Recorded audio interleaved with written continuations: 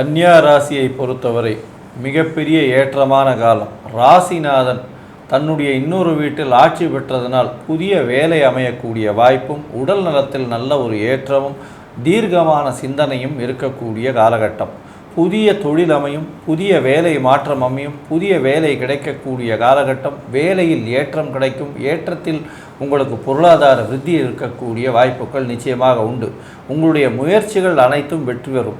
வெளிநாடு வெளியூர் போகக்கூடிய பாக்கியம் நிச்சயமாக இருக்கும்.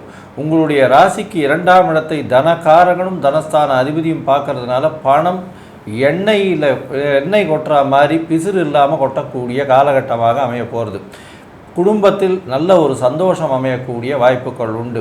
உங்களுடைய தொழில் காரணமாக வேலை நிமித்தமாக வெளியூர் வெளிமாநிலம் போகக்கூடிய வாய்ப்புகள் இந்த காலகட்டத்தில் நிச்சயமாக அமைய போகிறது.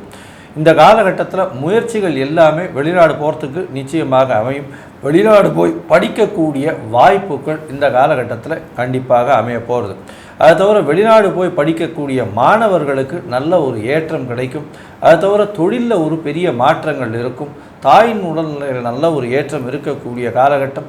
தந்தையின் உடல்நிலையிலையும் நல்ல ஒரு ஏற்றம் இருக்கக்கூடிய காலகட்டமாக அமையும்.